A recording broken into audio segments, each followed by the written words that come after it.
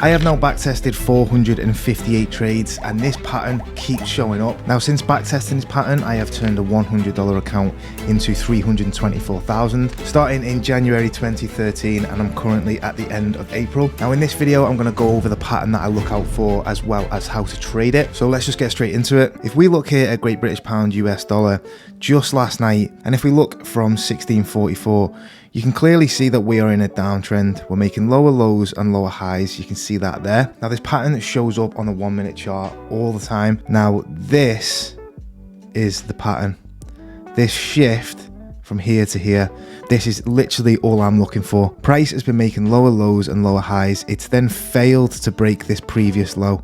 So if we go to the line chart, hopefully this will illustrate it a little bit better. Clearly see there, lower lows and lower highs. This is the lowest point. So it's 1707. We can clearly see that price made its lowest point. And then instead of continuing further down, price has shifted. So it's made a higher low. We can see that there.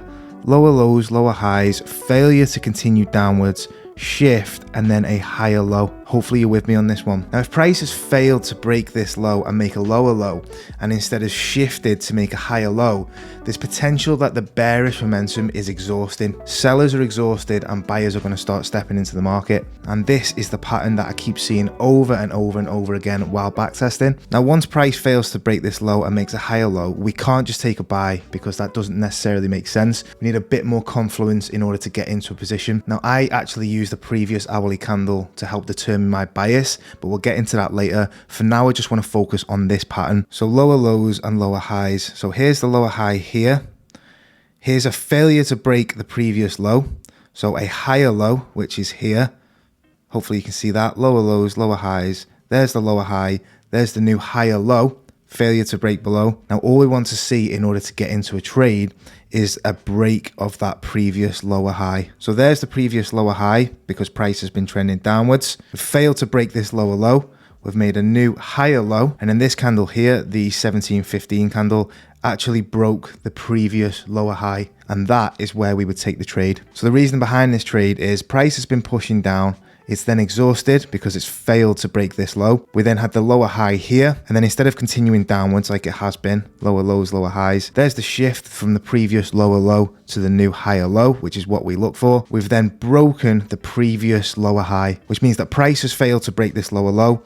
It's then not respected this previous lower high. We've got a higher low, and we have broken the previous lower high. Now, hopefully that didn't just sound like a bunch of words because it kind of sounded like that in my head. So let's just get into a few more examples which may illustrate the point a little bit better. Okay, so here's another one just before it at 325. Like I say, this pattern happens so much on the 1 minute. We can see that from 316, price has been pushing up, been making higher highs and higher lows. You can see that there. So from this low here, we then made a high. We then made a higher low, which is here. We then broke the previous high, and we are clearly making higher highs and higher lows. So price is in an uptrend. And what we're looking for is price to fail to continue upwards, have that shift to make a new lower high, and then break the previous low in order to look for sells. Now, this example isn't quite as clear as the previous one, but we have to remember in Forex that we're not always going to see the price action that we quite want. We have to work with the conditions that we've got. So it's important to try and see this pattern across all market conditions. But hopefully you can see here, we have been making higher highs and higher lows. We've made this highest point here. Let's go into the line chart. This sometimes clears things up a little bit more. Higher highs, higher lows, clearly on an uptrend here over the past 5 or 6 minutes, and that's all it takes on the 1 minute to have a clear trend. Higher highs, higher lows. Now we can see here, this is the highest point of the candle. We've then come down and made this new higher low. So here's the previous low. We've then made this high point up here, and then we've made this new higher low. So we are clearly bullish. Now obviously when we're bullish, we're expecting price to make a new higher low, make a higher high, another higher low, and then a new higher high, and then just continue upwards. Now, instead of that, you can see we've made a higher high here, a new higher low, and then we've failed to continue in that direction, which means we've then got a shift from the bullish momentum and higher highs to a new lower high, which is here. So high, higher low, and then a new lower high. Now what we're looking at is price has failed to break this previous high, which means there's a potential shift. But again, we need to wait for that confirmation of price breaking a previous low, which is here. So this is where price breaks the previous low, because you can see there's a high, there's a new higher low, there's a lower high, and then there's the new low. So once price breaks the previous low, we can set our stop loss above the previous high because we are looking to sell, and that would be another 1 to 2 there. Let's have a look at another example here. So price has been pushing down from 1031. You see here is the highest point. It's then come down, made a lower high, lower low here, and then instead of price coming up here, which is where the new lower high is, and then breaking that to make a new lower low, actually shifted from a lower low to a new higher low, which is there, that shift from there to there. So sellers have been pushing price down. They've then failed to push it any further because we've made this new higher low. Here is the previous lower high. So if we break that previous high, it's just showing that potentially there's a shift in the momentum from sellers being in charge to buyers being in charge. And you can see we break that previous high and then we continue upwards. Now this happens a lot on the 1 minute chart. Lower lows, lower highs, failure to break this previous low, shift to make a new higher low. We've broken the previous high, and then price continues upwards. Now, like I say, this happens a lot. I've backtested this now over 458 trades. Now that 458, there would have been plenty more of those patterns during that time. But in order for me to get into a trade, I have to be in line with how the previous hourly candles closed, which is what we're going to get into now. Having that extra confirmation of how the previous hourly candle has closed just gives you a bit more of a plan on how to enter a trade. If you're just buying and selling randomly based on these patterns, it may work out for you. I just like using a previous hourly candle as well, just for that extra confirmation, because the bias is if the previous hourly candle is bearish, we have to take a sell during the new hourly candle. If the previous hourly candle is bullish, we have to take a buy during the new hourly candle. Now that helps me because it gives me a plan on what to look out for. Now it just helps me filter out the noise on how often that this pattern is occurring. I just like to have a clear directional bias, which is what I use the previous hourly candle for. So the way we do that is we go to our trading view and we put it in split screen view. Now we have the hourly on the left and we have the 1 minute on the right. And all I'm looking at is how the previous hourly candle has closed. So what I mean by that is on Monday, the midnight till 1 candle, so this candle here closed bullish. So price opened here at midnight and then at 1 p.m. has closed here. And then the 1 till 2 candle, this one here, obviously that opens after 1 a.m. because we've shifted from trading on this hourly candle. That's an hour's worth of price action. Then we get to 1 p.m, that hourly candle closes and the new one opens. And now that candle also closes bullish as well. So during that hourly candle from 1 till 2, we will only be looking for buys if the pattern occurs on the 1 minute chart, just to give us that direction on which way to trade and which patterns to take and which ones not to, because we can see how often the new hourly candle matches the previous hourly candle. So we've got 1, 2, 3, 4 bullish candles there. We then have a bearish candle, so potentially you may have lost if you were looking for buys after this previous candle, but obviously this strategy isn't 100% win rate, so there are going to be losing trades, because after this bearish candle as well, if you were looking to sell, potentially you may have got into something here because you can see that price did actually push down. So from 5 till 6, the hourly candle did push down before creating this wick and then retracing itself and then closing bullish, but potentially a pattern may have set up here and you may have been able to get a trade during this wick. But then we have a bullish candle, another bullish candle there, and then 3 consecutive bearish candles. And I just find that more often than not, price is in line with how the previous hourly candle closes. So because of that, we've got a directional bias on if we are buying or if we're selling, and it's not just random based off just the pattern itself. So if the previous hourly candle has closed bullish, we can only buy. And if it's closed bearish, we can only sell, which means that we know which direction we're trading and what patterns to look out for. And how many times we have consecutive candles means that our likelihood of winning is just a little bit higher, in my opinion, than if we were just trading the pattern on the 1 minute chart. So as a newer trader, I just like having that confirmation of the previous hourly candle, because in my trading, I do like clear structure, clear rules, and clear guidance on how to get into trades. So I started backtesting from March 2013.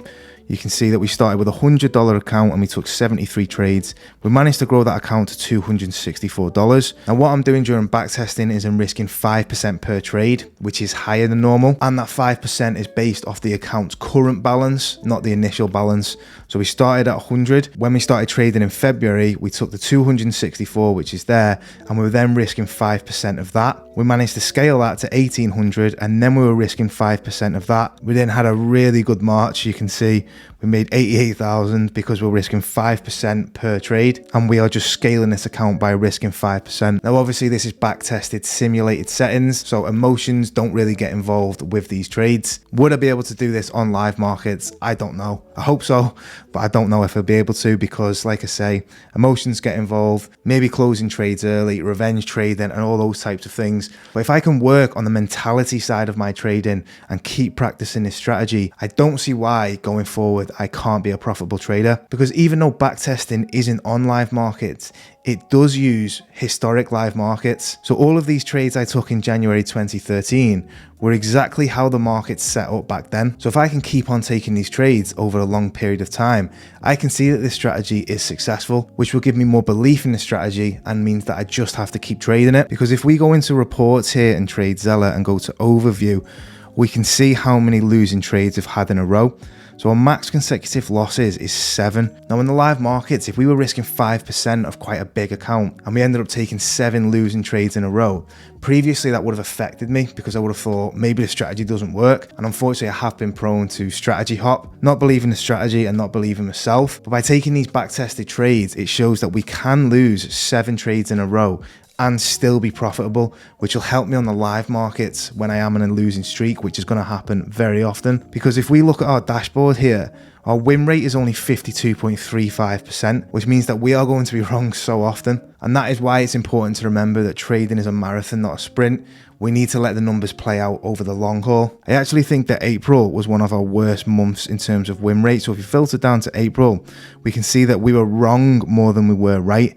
And we still managed to make 235,000 because we were always going for a 1 to 2 risk to reward. So the risk to reward is key in this strategy. I go for a 1 to 2 always, and I move stop loss to break even at 1.5. If we look at February, we were right 50% of the time, and we still made $1,600. If we look at January, we were wrong more than we were right, and we still made $164. And then if we look at March, we had a really good month. That's where the account grew exponentially. We had a 61.54% win rate, so a really good month in March. So let's just have a look at a couple of the trades that we took in April, for instance, just to hopefully illustrate the pattern a little bit more. So let's have a look at this buy example here on Friday the 26th of April 2013. We can see that the previous hourly candle is bullish. So the 2 till 3 candle has closed bullish. So we have to look for buys when the new hourly candle opens. So we are now in the 3 till 4 candle, which is the candle that we are trading.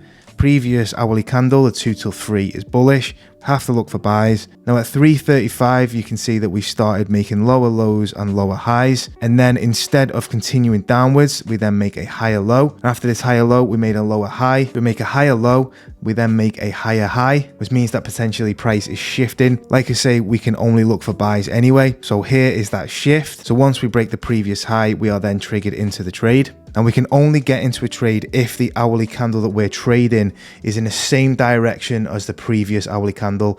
So if the previous hourly candle closes bearish, the current hourly candle that we are trading has to be bearish at the time of us taking a trade. And then if we are looking for buys based off the previous hourly candle, the new hourly candle that we are trading has to be green while we take that trade. So if we look here at 1550, we can see that the current hourly candle that we are trading is bullish while we take our entry. So lower lows, lower highs, shift, break of a previous high, triggered into the trade. Now this one didn't actually work out, but like I say, 50% of the time or more, it isn't going to work out. We broke the high, we were bullish on the current hourly candle, triggered into the trade, and we just didn't get there in the end. But that is an example of the pattern that we trade and how we use the previous hourly candle to determine our bias. So this is another one here on Friday the 26th at 6 a.m. Previous hourly candle was bullish, so Friday the 26th from 5 till 6.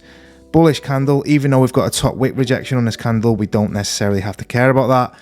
We just have to see how it's closed, and it has closed bullish. So we're just looking to get in and out of a trade quickly during the 6 till 7 hourly candle. Now, if we look, the reason we've got that top wick on the previous hourly candle is the 5 till 6 candle. After 5:34, we started making lower lows and lower highs. We then make a new low. We fail to break that low, and then we shift to then make a new higher low. Now this is a little bit tricky to see just because we don't have that gap that we usually have. But if we go down to a line chart, we can see that gap there. So lower lows, lower highs, new low, and then a new lower high because we're in a downtrend. And then this if we were continuing that downtrend, should have closed down here, broken that previous low, but it hasn't. It's closed higher than the previous low, which means it's a new higher low, and then we are just looking for a high to get broken. So we broke the previous high and then we were triggered into that trade. So hopefully that makes sense. I am going to continue backtesting this and making more videos to hopefully illustrate the point even further. But if you do have any questions about this strategy, please let me know in the comments. And thanks very much for watching.